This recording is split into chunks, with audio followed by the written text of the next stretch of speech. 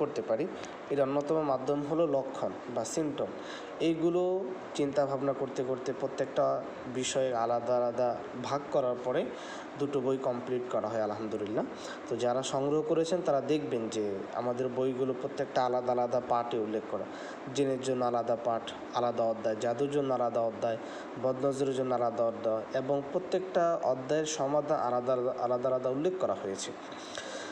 আচ্ছা, তারপরে প্রায় দীর্ঘ 2 বছর ধরে এই রুকাইয়ার জগতে রয়েছে। মাঝে মধ্যে কিছু সেলফ রুকাইয়া কোর্স করিয়েছিলাম, যে একজন মানুষ নিজেই কীভাবে নিজের সমাধান করতে পারে। দেখা গেল যে রাত 2টায় আপনার সমস্যা হয়েছে, প্যারানরমাল একটা সমস্যা দেখা দিয়েছে, আপনার সন্তান অজরে কান্না করছে, কিন্তু আপনি সমাধান খুঁজে পাচ্ছেন না।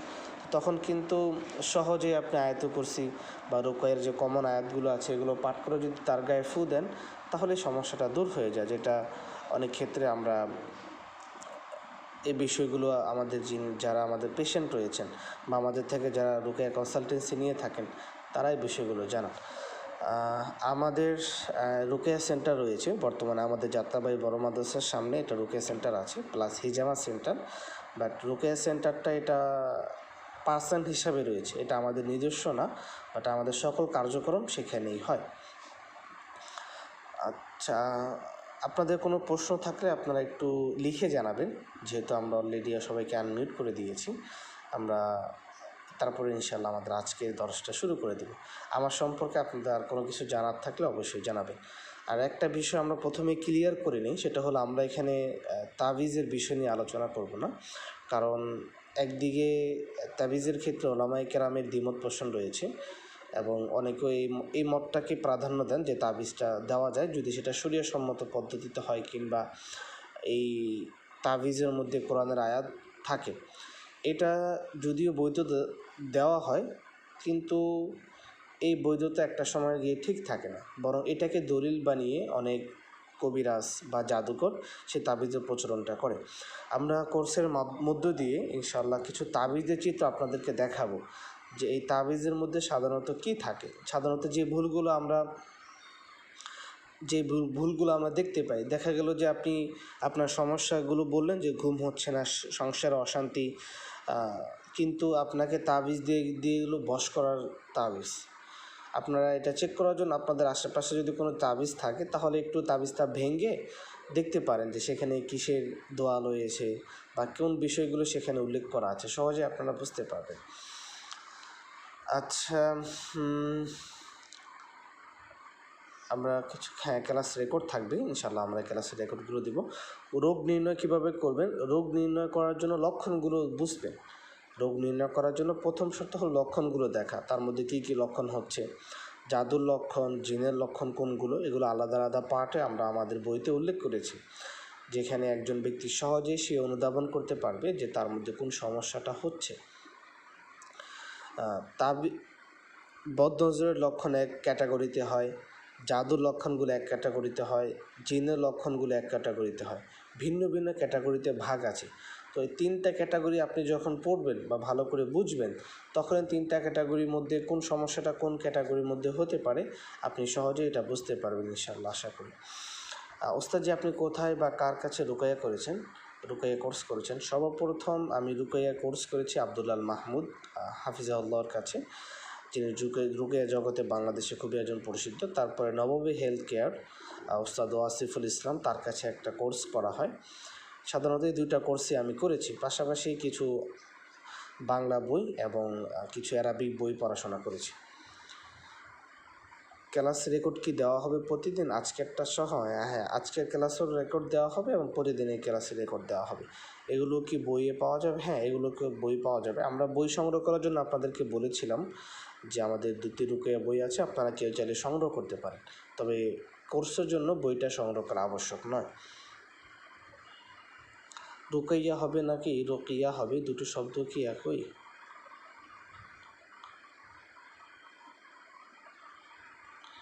আরবি শব্দগুলোর ক্ষেত্রে আমরা যদি ডিকশনারির দিকে তাকাই, তাহলে দেখব যে রুকইয়া এই শব্দটাই একটি বেশি খুবই প্রসিদ্ধ, তবে রুকাইয়াও হতে পারে। রুকাইয়া শব্দ দুটোর মধ্যে শুধুমাত্র জজমে পার্থক্য।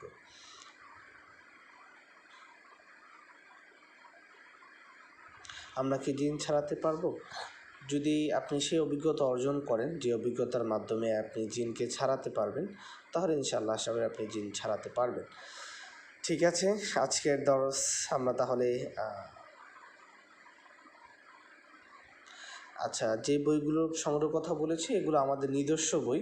আপনি অন্য কোনো প্রকাশনা কিংবা অন্য কোনো জায়গা থেকে আপনি এই বইগুলো সংগ্রহ করতে পারবেন না। এই বইগুলো সংগ্রহ করার জন্য আপনাকে অবশ্যই আমাদের থেকেই সংগ্রহ করতে হবে। ওস্তাদজি, আমরা নিজের বাহিরে মানুষকে সাহায্য করতে পারবো কি? হ্যাঁ, অবশ্যই পারবেন। আপনি যখন এই রুকাইয়াটা শিখবেন, আপনার জন্য আবশ্যক হলো এই রুকাইয়ার বিষয়টা আপনি নিজের মধ্যে সীমাবদ্ধ না রেখে আপনার প্রতিবেশী যদি কারো সমস্যা হয় তাকে সমাধান দেওয়া। আপনি যে বইগুলো পড়েছেন নাম বলা যাবে কি? আর বই যদি বইয়ের নাম বলা যায় তাহলে লিখে দিলে ভালো হয়। আমার কাছে একটা রিসার্চ পত্র ছিল, আমি আপনাদেরকে দেখাতে পারবো কিনা জানি না, তারপরে দেখি আছে কিনা।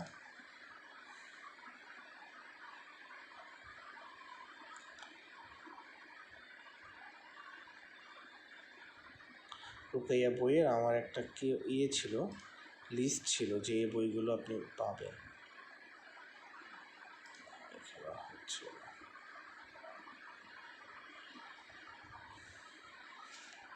করা রয়েছে।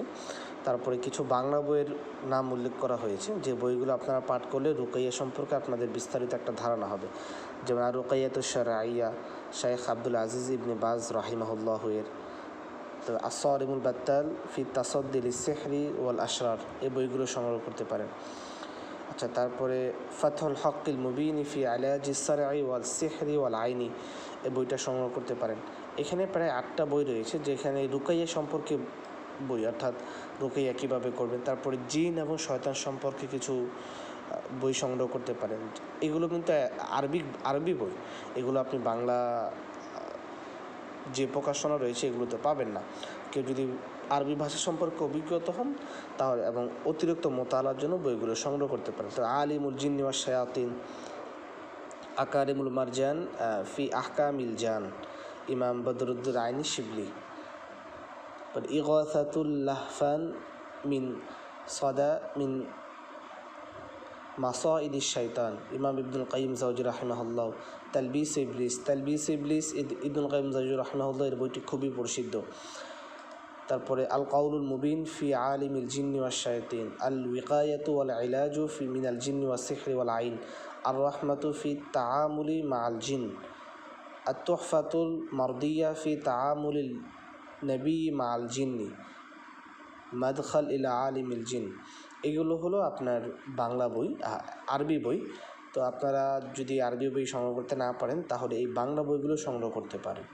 রুকাইয়া মাওলানা আবদুল্লাহ আল মাহমুদ হাফিজহুল্লাহ, রুকাইয়া কোরআন সুন্নাহ ভিত্তিক চিকিৎসা, আত্তিব্বি নববী। এই আত্তিব্বি নববীটা অন্যটার তুলনায় পার্থক্য হলো এখানে ছোট ছোট বিষয়গুলো নিয়ে আলোচনা করা হয়েছে। কোরআনী চিকিৎসা ও রুকাইয়া, জিন জাদু ও শয়তানি কুমন্ত্রণা থেকে মুক্তির উপায়, এই বইগুলো আপনারা সংগ্রহ করতে পারেন। কারো যদি প্রয়োজন হয় যোগাযোগ করলে আমরা ইনশাল্লাহ আপনাদেরকে প্রোভাইড করে দেব। আচ্ছা, এই বইগুলো কোথায় পাওয়া যাবে? আমি যে বইগুলোর নাম বলেছি আরবি বইগুলোতে আপনি PDF সংগ্রহ করতে পারবেন, আর বাংলা বইগুলো আপনারা যে কোনো জায়গা থেকে সংগ্রহ করতে পারেন। তবে আমাদের বইগুলো যদি সংগ্রহ করেন তাহলে ইনশাআল্লাহ আশা করি এই বইগুলো একটা সার নির্যাস আপনি নিজের মধ্যে আয়ত্ত করতে পারবেন ইনশাআল্লাহ। আজকে ক্লাস শেষে আমি ইনশাআল্লাহ আপনাদেরকে এই বইয়ের লিস্টটা কারো যদি লাগে আমি দিয়ে দেবো ইনশাআল্লাহ। চলুন আমরা আজকে আমাদের মূল পর্বে চলে যাই।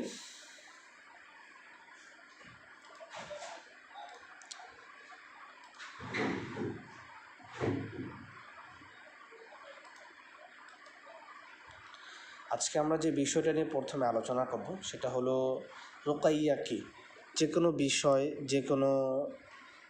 বিষয়ে জ্ঞান অর্জন করার জন্য আমাদেরকে প্রথমে জানতে হবে ওই বিষয়টা আসলে কি, ওই বিষয়ের ইতিহাস কি, ওই বিষয়ের মৌলিক বিষয়গুলো আমাদেরকে জানতে হবে। যদি মৌলিক বিষয়গুলো আমাদের থেকে ছুটে যায় তাহলে তার যে গুরুত্বপূর্ণ পয়েন্ট তা আমাদের থেকে ছুটে যাবে।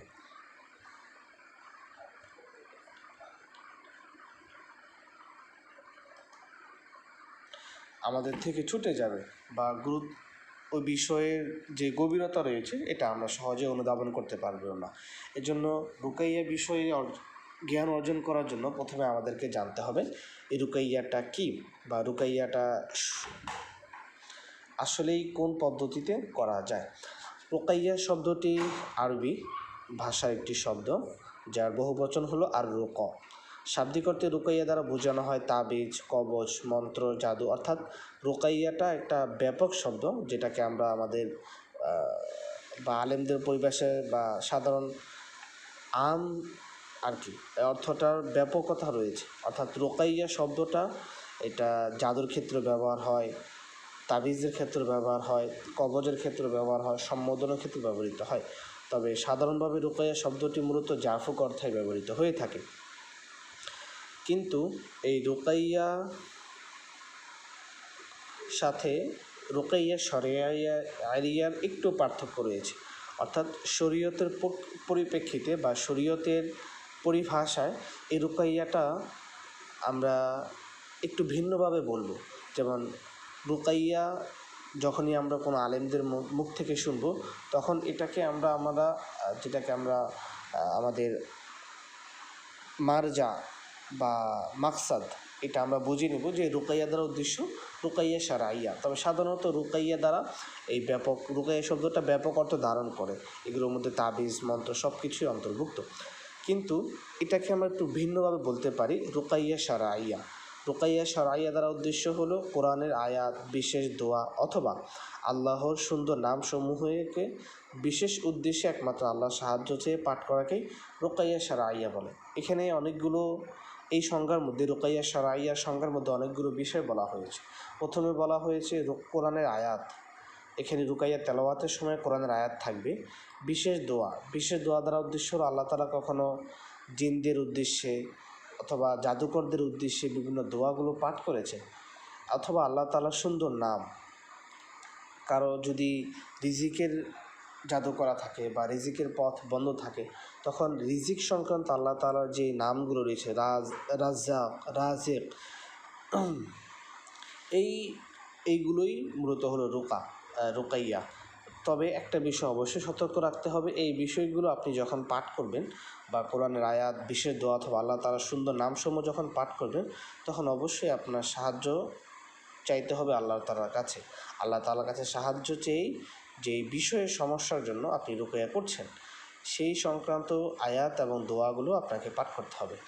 আর আমরা এখানেই আমাদের মূল টার্নিং পয়েন্টটা কাজ করেছি, সেটা হলো এই যে দুটো বই দেখতে পাচ্ছেন, পাশে যে রুকাইয়া আয়াত এবং দোয়া বইটা দেখতে পাচ্ছেন, এই বইটাতে আমরা এই আয়াতগুলো এবং দোয়াগুলো উল্লেখ করেছি। জিনের জন্য কোন আয়াতগুলো পড়বেন, জাদুর জন্য কোন আয়াতগুলো পড়বেন, হতাশার জন্য কোন আয়াতগুলো পড়বেন, কীভাবে জাদুর বস্তুগুলো নষ্ট করবেন, এগুলো আমরা এই আমাদের দ্বিতীয় বইতে উল্লেখ করেছি। এই হলো রুকাইয়া শাব্দিক অর্থ এবং রুকাইয়া শারঈয়ার আবিধানিক অর্থ। চলুন আমরা রুকাইয়া শারঈয়ার গুরুত্বপূর্ণ একটা বিষয় নিয়ে আলোচনা করি। রুকাইয়া শারঈয়া বা শরিয়া পদ্ধতিতে যে রুকাইয়াটা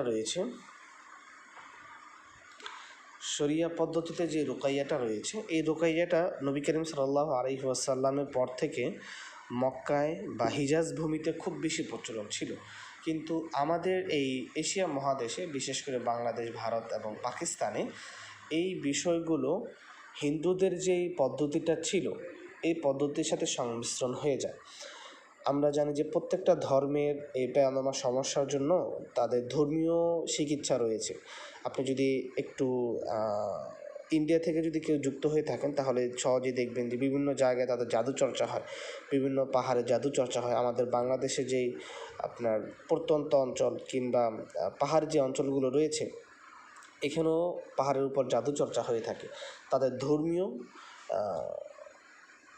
বই থেকে অথবা ধর্মীয় মানুষরাই এগুলো করে থাকে আর কি। তো ইসলামের যেই বা মুসলিমদের যেই শরিয়া পদ্ধতিতে রুকাইয়াটা ছিল বা প্যারানর্মাল সমস্যার যে সমাধানগুলো ছিল, এগুলো তাদের সাথে সংমিশ্রণ হয়ে যায়। এই জন্য আমরা দেখতে পাই যে রুকাইয়া শারঈয়ার ক্ষেত্রে বা রুকাইয়া করতে গিয়ে অনেক রাকিরাও বা অনেক কবিরাজরা শরীয়তের পাশাপাশি তারা কিছু জাদু করে যে পদ্ধতিটা ছিল বা আছে, এটার একটা জাদুকরের যেই পদ্ধতিটা ছিল এটার একটা সাহায্য নিয়ে থাকে।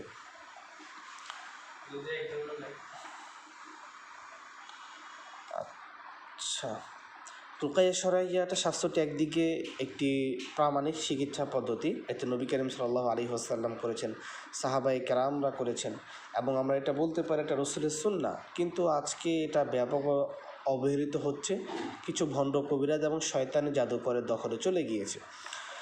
রাসূল করিম সাল্লাল্লাহু আলাইহি ওয়াসাল্লামের এই সুন্নতকে পুনর্জীবিত করার মাধ্যমে সমাজ থেকে কুফরি ও জাদুটনা নির্মূল করা, উম্মতকে শয়তানি বিদ্যা থেকে সুরক্ষিত রাখা এবং তাদের ঈমান ও আমল রক্ষা করা আমাদের জন্য অপরিহার্য হয়ে গিয়েছে, বিশেষ করে ওলামায়ে কেরাম যারা রয়েছেন তাদের উপরে। এই জন্য এই রুকাইয়া শরঈয়ার গুরুত্ব বা রুকাইয়া শরঈয়াটা শিক্ষা করা প্রত্যেকটি মুসলমানের জন্য একটি গুরুত্বপূর্ণ একটি বিষয় দাঁড়িয়েছে, যাতে করে অন্তত প্রায়তমা সমস্যার ক্ষেত্রে সে তার ঈমান ধ্বংসের কোনো কাজ সে না করে ফেলে। আচ্ছা, এখানে ইবনুল কাইয়্যিম রাহিমাহুল্লাহ সুন্দর একটা বাণী বলেছেন, কোরআন হচ্ছে সামগ্রিক আরোগ্য, অর্থাৎ কোরআনে আল্লাহ তাআলা মানসিক, শারীরিক, দুনিয়ার এবং আখিরাতের সমস্ত রোগের নিরাময়ের উৎস এখানে আল্লাহ তাআলা রেখেছেন। তবে এই আরোগ্য লাভের তৌফিকের প্রত্যেকের মিলে না এবং সবাই উপযুক্ত নয়। রোগী যদি সততাপূর্ণ বিশ্বাস এবং অটল আস্থা নিয়ে এবং চিকিৎসার সমস্ত শর্ত মেনে কোরআনকে তার রোগের জন্য যথাযথভাবে প্রয়োগ করে, তাহলে কোনো ব্যাধি তাকে আঘাত দিতে পারবে না। আচ্ছা, ইবনুল কাইয়্যিম রাহিমাহুল্লাহ এই বাণীটি তিনি জাদুল মাআদ গ্রন্থে উল্লেখ করেছেন। আচ্ছা, এখানে আমরা আমাদের বইতে একটা বিষয় উল্লেখ করে দিয়েছি, সেটা হলো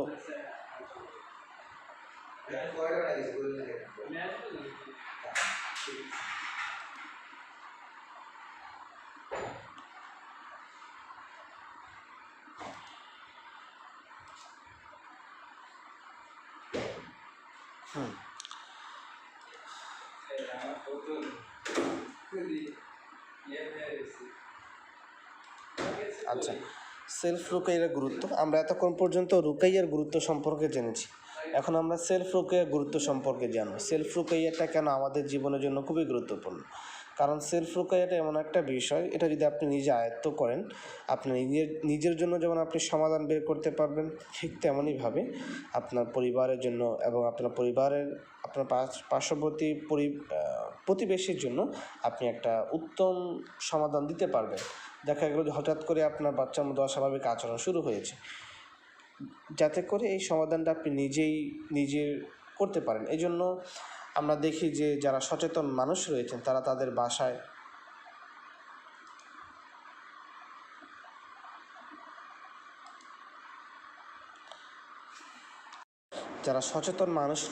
আমরা দেখি যে তাদের বাসায় প্রাথমিক যে চিকিৎসা পদ্ধতি রয়েছে, জ্বরের জন্য, মাথা ব্যথার জন্য, ব্যথার জন্য, এই ট্রিটমেন্টগুলো তারা তাদের সংগ্রহ করে থাকে বা এগুলো তারা তাদের বাসায় রেখে রাখে।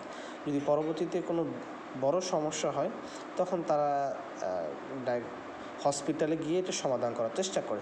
এই জন্য সেলফ রুকাইয়াটা শেখা সবার জন্যই জরুরি, যাতে একদিকে যেমন সে তাৎক্ষণিক চিকিৎসায় অংশগ্রহণ করতে পারে বা সে নিজেই চিকিৎসা করতে পারে, অন্যদিকে সেজন্য ভণ্ড, মিথ্যাবাদী, জাদুবিদ্যার সাহায্যের কাছে না যায়, যাতে করে একদিকে তার ঈমান সুরক্ষা থাকে, অন্যদিকে সে নিজের সমাধান নিজে করতে পারে। আচ্ছা, সেলফ রুকাইয়ার জন্য কিছু দিক নির্দেশনা, অথবা যিনি রুকাইয়া করাবেন বা রাকি, আমাদের এখানে যারা রাকি হওয়ার জন্য যুক্ত হয়েছেন তাদের উভয়ের জন্য কিছু দিক নির্দেশনা রয়েছে। এই দিক নির্দেশনা যেমন সেলফ রুকাইয়াকারী সে অনুসরণ করবে, ঠিক তেমনইভাবে একজন রাকিও সে এই রুকাইয়া ফলটা অনুসরণ করবে। নিজের রুকাইয়া করার সময় চিকিৎসকের পরামর্শে ওষুধ গ্রহণ করা থেকে বিরত থাকতে হবে। বিষয়টা এমন নয়, প্রয়োজন অনুযায়ী ওষুধের সাথে রুকাইয়া চালিয়ে যাওয়াটাই সঠিক এবং সুন্নতসম্মত পথ। অনেকে মনে করে থাকেন যে যেহেতু তার অনবরত সমস্যা দেখা দিচ্ছে, তো শুধুমাত্র পানি পড়াই খাই, শুধুমাত্র তেল পড়াই শরীরে মালিশ করি, এমনটা যাতে না হয়। সে পানি পড়াও খাবে, সে তেলও মালিশ করবে রুকাইয়া করার পাশাপাশি সে ডাক্তারের পরামর্শ নেবে। আমরা এটা কখনো বলি না যে আপনি শুধুমাত্র রুকাইয়ার উপরে সীমাবদ্ধ থাকেন। যদি প্যারানর্মাল সমস্যা এমন হয় যে যেটার রুকাইয়া ট্রিটমেন্টের পাশাপাশি আপনার ডাক্তারের চিকিৎসা নেওয়ার সুযোগ আছে বা এই চিকিৎসার ডাক্তার রয়েছে, তাহলে আপনি সেখান থেকেও বস্তু চিকিৎসা নিতে পারেন। এখানে আরেকটা বিষয় আমরা বলে রাখি, আমরা আমাদের এই কোর্সে যেখানেই চিকিৎসার কথা বলবো, বস্তু চিকিৎসার কথা বলবো, সেখানে আপনাদেরকে বুঝে নিতে হবে এটা হয়তো রুকাইয়া ছাড়া অন্যান্য যে চিকিৎসা পদ্ধতি রয়েছে এগুলোকে বোঝানো হচ্ছে। যেমন আপনার অ্যালোপ্যাথি রয়েছে, হোমিও রয়েছে, তারপরে আয়ুর্বেদী রয়েছে, তারপরে আরও রয়েছে হিজামা রয়েছে, আবার আকুপাংচার নামে একটা চিকিৎসা পদ্ধতি রয়েছে যেটা আমি গত দাওরাদেশের বছর শিখেছিলাম। তো আকুপাংচার, হিজামা, তারপরে দিয়ে অ্যালোপ্যাথি, হোমিও, আয়ুর্বেদী, এই 5টা চিকিৎসা পদ্ধতি রয়েছে। এই 5টা চিকিৎসা পদ্ধতিতে আমরা একভাবে বলবো যে বস্তুর চিকিৎসা। আপনি রোগের পাশাপাশি বস্তুর চিকিৎসা আপনি সংগ্রহ নিতে পারেন, কোনো অসুবিধা নেই। কোরআনে আল্লাহর কালাম এমন কোনো কথাই নেই যা ক্ষতিকর বা অপ্রয়োজনীয়, বরং এটি শারীরিক, মানসিক এবং আধ্যাত্মিক সকল রোগের এক অনন্য প্রতিষেধক। নবী করিম সাল্লাল্লাহু আলাইহি ওয়াসাল্লামের জীবদ্দশায় কোরআনই ছিল অসাধারণ চিকিৎসা এবং মুক্তির একমাত্র পথ। অতএব আপনি যদি আপনার সমস্যার সময় কোরআন তেলাওয়াত করেন বা কোরআন পাঠ করেন, এটা আপনার জন্য যে ক্ষতিকর কিছু হবে এমন কিছুই নয়। অনেকেই মনে করে থাকেন এটা আমাদের 3 নাম্বার দিক নির্দেশনা, যে আমাদেরকে মনে হয় মুখস্থ পড়তে হবে। তো মুখস্থ পড়াটা আবশ্যক নয়, আপনি দেখে দেখেও পড়তে পারেন, বরং মুখস্থর চেয়ে দেখে দেখে পড়াটা অনেক ভালো। এটা সাউন্ড ইফেক্টের ক্ষেত্রে খুবই গুরুত্বপূর্ণ ভূমিকা রাখে। আমরা একটা বিষয় লক্ষ্য করেছি, সাধারণত আমাদের কাছে যখন রোগীরা আসেন, আসার পরে আমরা তাদের যখন রুকাইয়া শুরু করি, মনে করেন যে আধা ঘন্টা বা 40 মিনিট টানা 1 ঘন্টা রুকাইয়া করেছি। তো রুকাইয়া করার পর আমাদের তো একটা নিস্তেজ হয়ে যায়, আমাদের তো রক্তে মাংসে আমরা মানুষ। তো তখন আমরা এক কাজ করি কি, আমরা রুকাইয়ার অডিও চালু করে দিয়ে তাকে শুনতে বলি। তো আমরা তেলাওয়াত করার সময় তার শরীরে যে ইফেক্টটা হয়, সাউন্ড ইফেক্টটা তার শরীরে গিয়ে প্রয়োগ হয়, ঠিক একই রকম ইফেক্ট আমরা যখন রুকাইয়ার অডিও চালু করি সেখানে হয় না। এই জন্য বিষয়টা এমন নয় যে আপনাকে মুখস্থ করতে হবে, বরং আপনি যদি মুখস্থ না করে দেখে দেখেও পড়েন তাহলেও আপনার রুকাইয়াটা হবে। তবে এখানে সবচেয়ে গুরুত্বপূর্ণ হলো আল্লাহ তাআলার কাছে সাহায্য চেয়ে আপনার এই বিষয়গুলো পাঠ করতে হবে। 4 নম্বরে যে বিষয়টা আমরা এখানে উল্লেখ করেছি দিক নির্দেশনার ক্ষেত্রে, সেটা হলো সাধারণ ভাষায় আমরা যেই ওষুধগুলো রাখি প্রাথমিক পর্যায়ে, নাপা, তারপরে স্যালাইন। তো রুকাইয়ার ক্ষেত্রেও আমাদের এমনটা প্রয়োজন যাতে করে যে কোনো তাৎক্ষণিক সমস্যার সমাধান আমি নিজেই করতে পারি।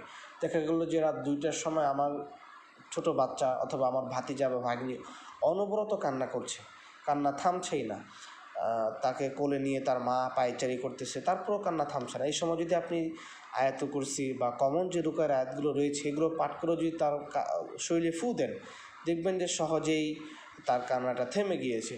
আরেকটা কাজ করতে পারেন, আপনি যখন তার আয়াতগুলো পাঠ করবেন একটু উচ্চস্বরে পাঠ করবেন, তার কানের কাছে গিয়ে পাঠ করবেন এবং ডান হাত দিয়ে তার পায়ের যে তালুগুলো রয়েছে তালুগুলো মালিশ করবেন, তাহলে দেখবেন যে সহজেই কান্নার, ছোটো বাচ্চার কান্না সহজেই থেমে গিয়েছে। তারপরে রুকাইয়ার প্রকারভেদ। রুকাইয়ার প্রকারভেদটা খুবই গুরুত্বপূর্ণ, কারণ এই রুকাইয়ার প্রকারভেদটা যদি আপনি নিজ স্মরণে না থাকে তাহলে রুকাইয়া করা আপনার জন্য একটু কঠিন হয়ে যাবে। রুকাইয়াকে আমরা 4টা পদ্ধতিতে ভাগ করেছি। একটা হলো সর্বোত্তম রুকাইয়া, 2 নম্বর হলো উত্তম রুকাইয়া, 3 নম্বর হলো বৈধ রুকাইয়া, 4 নম্বর হলো হারাম বা অবৈধ রুকাইয়া। উত্তম রুকাইয়া হলো সরাসরি কোরআনের আয়াত সমূহ বা দোয়া যা রাসূল করিম সাল্লাল্লাহু আলাইহি ওয়াসাল্লাম এবং সাহাবায়ে কেরাম থেকে প্রমাণিত। যেমন রুকাইয়া, কোরআনের অনেক আয়াত রয়েছে জাদুর আয়াত, কোরআনের অনেক আয়াত রয়েছে জিনের আয়াত, কোরআনের অনেক আয়াত রয়েছে বদনজরের আয়াত, যেই আয়াতগুলো রাসূল করিম সাল্লাল্লাহু আলাইহি ওয়াসাল্লাম নিজেও তার সমস্যার ক্ষেত্রে পাঠ করেছেন। এগুলো হলো উত্তম রুকাইয়া, সর্বোত্তম রুকাইয়া। আর উত্তম রুকাইয়া হলো আপনার সমস্যা কেন্দ্রিক যে আয়াতগুলো রয়েছে, যেগুলো নবী করিম সাল্লাল্লাহু আলাইহি ওয়াসাল্লাম পাঠ করেননি কিন্তু ওই সমস্যার সাথে সম্পৃক্ত।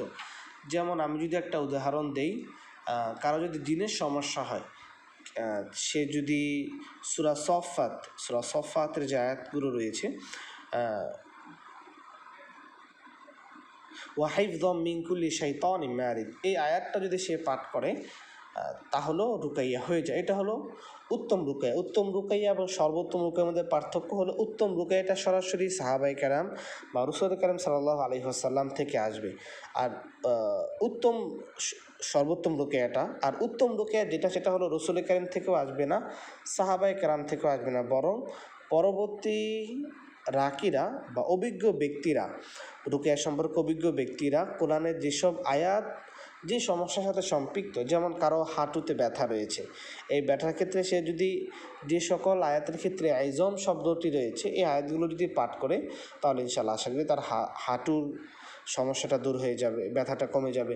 কেউ যদি হতাশায় হতাশায় ভোগার অবস্থায় কেউ যদি সাকিনা ওয়াসকুন বা প্রশান্তির বা জান্নাতের যে আয়াতগুলো রয়েছে এগুলো যদি কেউ পাঠ করে তাহলে এটাও একটা রুকাইয়া হয়ে যাবে। এটা হলো উত্তম রুকাইয়া।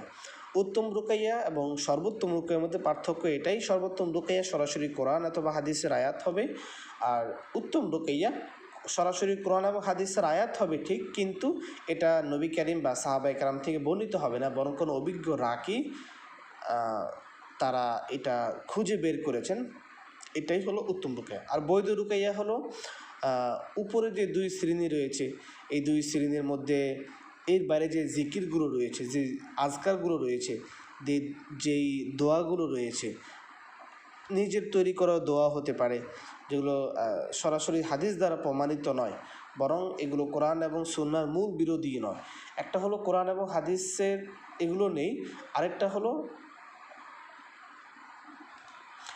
কোরআন এবং হাদিসে এগুলো নেই, আরেকটা হলো এগুলোতে যা রয়েছে এগুলো কোরআন এবং সুন্নাহ বিরোধী নয়। এমনটা হলে আমরা এটা গ্রহণ করতে পারি। যেমন কারো রিজিকের পথে বাধা রয়েছে, বারবার তার চাকরিটা চলে যাচ্ছে, তো এই ক্ষেত্রে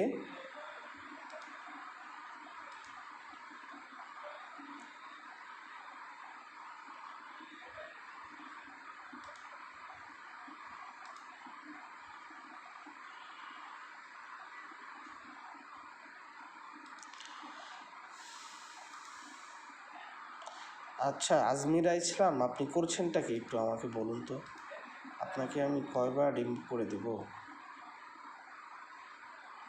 আপনি বারবার স্ক্রিন শেয়ার দিচ্ছেন, আমাদের ক্লাসে সমস্যা হচ্ছে, এই বিষয়টা খেয়াল করবেন আপনার প্রতিটি অ্যাক্টিভিটির জন্য অন্য কেউ না দেখে। আমরা বৈধ রুকাইয়া ছিলাম। বৈধ রুকাইয়াটা হলো মানুষের বানানো পদ্ধতি, কিন্তু এটা কোরআন এবং সুন্নাহ বিরোধী নয় এবং কোরআন এবং হাদিসে বর্ণিত নয়। এটা হলো তিনটা পদ্ধতি রুকাইয়া। সর্বোত্তম রুকাইয়া যেটা কোরআন এবং হাদিসে উল্লেখ রয়েছে এবং সাহাবায়ে কেরাম এবং রাসূল কারীম সাল্লাল্লাহু আলাইহি ওয়াসাল্লাম থেকে বর্ণিত। উত্তম রুকাইয়াটা হলো সাহাবায়ে কেরাম এবং রাসূল থেকে বর্ণিত নয়, বরং কোরআনেরই আয়াত, হাদিসেরই অংশ, সমস্যা সংক্রান্ত যে আয়াত এবং হাদিসের অংশগুলো রয়েছে এগুলোই হলো উত্তম রুকাইয়া। যেমন উদাহরণস্বরূপ কারো হাঁটুতে ব্যথা রয়েছে, সে যেই আয়াতের মধ্যে আজম শব্দটি রয়েছে এগুলো পাঠ করলো, যার প্রশান্তির প্রয়োজন সে জান্নাতের আয়াতগুলো পাঠ করলো, সাকিনার আয়াতগুলো পাঠ করলো, যেটা আমরা আমাদের রুকাইয়ার বইতে উল্লেখ করেছি।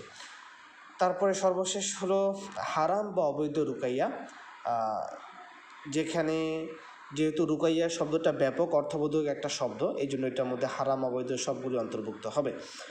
যেমন জাদু, মন্ত্র, কুফরি এবং শিরকি উপাদানযুক্ত যত কথা রয়েছে, যত অস্পষ্ট বা স্পষ্ট কথা রয়েছে সবগুলোই হলো আপনার অবৈধ এবং হারাম রুকাইয়া, যে রুকাইয়াগুলো শরীয়তের আকীদার বিরোধী, শরীয়তের ইমানের বিরোধী, এবং অর্থাৎ এক কথা শরীয়ত যেটাকে গ্রহণ করে না।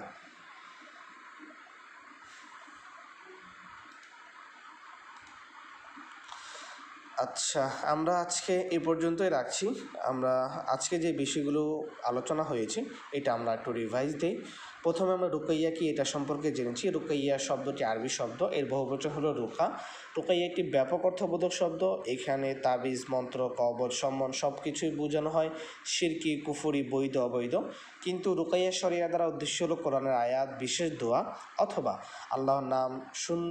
আল্লাহর সুন্দর নামসমূহ বিশেষ উদ্দেশ্যে, অর্থাৎ যে উদ্দেশ্যে আপনি পড়তে চাচ্ছেন সেই উদ্দেশ্যে নিয়ে আল্লাহ তাআলার কাছে সাহায্য চেয়ে পাঠ করার নামে হলো রুকাইয়া শরঈ। রুকাইয়া শরঈটা খুবই গুরুত্বপূর্ণ, কারণ এটা একটা প্রামাণিক চিকিৎসা পদ্ধতি যেটা রাসূল কারীম সাল্লাল্লাহু আলাইহি ওয়াসাল্লাম নিজে করেছেন, সাহাবায়ে কেরামদেরকে শিখিয়েছেন এবং সাহাবায়ে কেরামরাও করেছেন। এবং এই বিষয়টা যদি আমরা একটু বিবেচনা করি তাহলে দেখতে পাই প্রতিটি ধর্মেই ধর্মীয় কিছু চিকিৎসা পদ্ধতি রয়েছে। তো রুকাইয়াটা এটা ইসলামিক ধর্মের একটা চিকিৎসা পদ্ধতি। একজন মুসলমান হিসেবে আমাদেরকে এই চিকিৎসাটা অবশ্যই অর্জন করতে হবে, অন্যথায় আমরা কুফরি এবং অথবা জাদুটনায় পড়ে যাব। তারপরে রুকাইয়া কেন গুরুত্ব, এটা তো আমরা একটু আগেই বলেছিলাম যে প্রথম হলো যে এটাকে আমরা প্রাথমিক চিকিৎসা হিসাবে নিতে পারি যে কোনো সমস্যার জন্য, মাথা ব্যথা, জ্বর, তারপরে হাঁটু ব্যথা। যদিও প্যারানর্মাল সমস্যার ক্ষেত্রে রুকাইয়া মূলত কাজ করে, কিন্তু যে কোনো সমস্যার সমাধানের জন্য বা যে কোনো সাধারণ সমস্যার জন্য আপনি রুকাইয়াটা পাঠ করতে পারেন, আল্লাহ তাআলার কাছে দোয়া করতে পারেন। আল্লাহ তাআলার কাছে দোয়া করেন, হে আল্লাহ আপনি আমার জ্বর ভালো করে দেন, এটাও একটা রুকাইয়ার অন্তর্ভুক্ত। এটা একদিকে যেমন আপনার ঈমান এবং আকীদাকে পরিশুদ্ধ করবে, বিশুদ্ধ করবে, অন্যদিকে আপনি মিথ্যা, ভণ্ড, জাদুবিদ্যার কাছ থেকে আপনি নিজে এবং পরিবারকে নিরাপদ রাখতে পারবেন। এই জন্যই আমাদের প্রত্যেককে সেলফ রুকাইয়া বা রুকাইয়া শিক্ষা করা, অর্জন করা আবশ্যক। সেলফ রুকাইয়ার জন্য কিছু দিক নির্দেশনা, এখানে আমরা 4টা দিক নির্দেশনা উল্লেখ করেছি। প্রথম হলো আপনি রুকাইয়ার পাশাপাশি অবশ্যই চিকিৎসকের পরামর্শ নেবেন, ডাক্তারের পরামর্শ নেবেন। এটাতে রুকাইয়াতেই সীমাবদ্ধ থাকতে হবে বিষয়টা এমন নয়, আপনি রুকাইয়ার পাশাপাশি ওষুধ, প্রয়োজনীয় পরামর্শ গ্রহণ করতে পারেন, কোনো অসুবিধে নেই।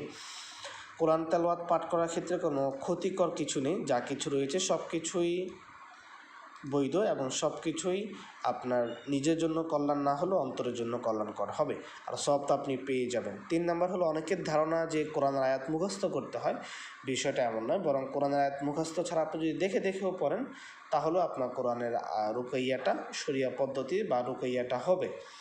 বরং অনেক সময় এমন হয়েছে যে মুখস্থ পাঠ করাচ্ছে, দেখে পাঠ করার প্রভাবটা অনেক বেশি হয়েছে, বা এখানে আপনার কাজটা খুব ভালো করেছে। 4 নম্বর হলো রুকাইয়াটাকে আমরা প্রাথমিক চিকিৎসা হিসাবে নিতে পারি, যাতে করে সামান্য সমস্যার ক্ষেত্রেও আমাদেরকে চিন্তিত হতে না হয়। সর্বশেষ আমরা আলোচনা করেছি রুকাইয়ার প্রকারভেদ, খুবই গুরুত্বপূর্ণ একটা বিষয়। আমরা রুকাইয়াকে 4টা ভাগে ভাগ করেছি। প্রথম হলো সর্বোত্তম রুকাইয়া। এখানে আমরা আলোচনা করেছি রুকাইয়ার সাহাবায়ে কেরাম, নবী করিম সাল্লাল্লাহু আলাইহি ওয়াসাল্লাম থেকে বর্ণিত কোরআনের যে আয়াত এবং দোয়াগুলো রয়েছে, এই সবগুলোই সর্বোত্তম রুকাইয়ার অন্তর্ভুক্ত। 2 নম্বর হলো উত্তম রুকাইয়া, যে এমন দোয়া এবং এমন আয়াত যা আক্রান্ত সমস্যার ক্ষেত্রে সম্পৃক্ত, যেমন হতাশা, তারপরে ব্যথা, রিজিকের সমস্যা, এগুলোর ক্ষেত্রে আল্লাহ তাআলা যে সকল আয়াতে রিজিকের কথা উল্লেখ করেছেন, রিজিক বৃদ্ধি করে দিবেন, এই আয়াতগুলো পাঠ করাও রুকাইয়া অন্তর্ভুক্ত। 3 নম্বর হলো বৈধ রুকাইয়া। এটা উপরের যে 2 রুকাইয়ার প্রকার উল্লেখ করা হয়েছে, সর্বোত্তম এবং উত্তম রুকাইয়া, এর 3য় নম্বর পদ্ধতি হলো বৈধ রুকাইয়া। বৈধ রুকাইয়ার ক্ষেত্রে সামান্য জিকির হতে পারে, দোয়া হতে পারে, বা সালফে সালেহিন থেকে বর্ণিত অন্য কোনো নিজের থেকে তৈরি কোনো দোয়া হতে পারে, যেটা কোরআন এবং হাদিস দ্বারা প্রমাণিত নয়, কিন্তু কোরআন এবং হাদিসের মূল বিরোধী নয়, বরং ইসলামের মৌলিক আকিদার সাথে সাংঘর্ষিক নয়, বরং ইসলামের মৌলিক আকিদার ক্ষেত্রে যদি আমরা দেখি, এগুলো পাঠ করলে কোনো অসুবিধে নেই। 4 নম্বর হলো অবৈধ বা হারাম যত প্রকার শিরকি রুকাইয়া রয়েছে, জাদু, মন্ত্র, কুফরি, এই সবগুলোই হারাম বা অবৈধ রুকাইয়া অন্তর্ভুক্ত। ইনশাআল্লাহ আমরা আগামী দর্শে আলোচনা করব রুকাইয়াকারীর জন্য কিছু শর্তসমূহ। তারপরে সবচেয়ে গুরুত্বপূর্ণ, আমার দর্শে সবচেয়ে গুরুত্বপূর্ণ হলো যে রুকাইয়ার পূর্ব পরিস্থিতিটা আপনার যত ভালো হবে, যত সুন্দর হবে, ইনশাআল্লাহ আশা করি আপনার রুকাইয়ার তেলাওয়াত বা পাঠগুলো ততটা শক্তিশালী হবে। রুকাইয়ার পূর্ব পরিস্থিতিটা, এখানে আমরা 10টা পূর্ব পরিস্থিতির দিক নির্দেশনা রেখেছি। এগুলো যদি আপনি ভালো করে আয়ত্ত করেন তাহলে ইনশাআল্লাহ আশা করি রুকাইয়া সম্পর্কে আপনার প্রাথমিক ধারণার একটা হয়ে যাবে আর কি। তারপর রুকাইয়ার ধরনসমূহ, কয়টা পদ্ধতিতে রুকাইয়া করা যায়, এটা নিয়ে আমরা ইনশাআল্লাহ আমাদের আগামী দর্শে আলোচনা করব। আজকের দর্শে কোনো প্রশ্ন থাকলে আপনারা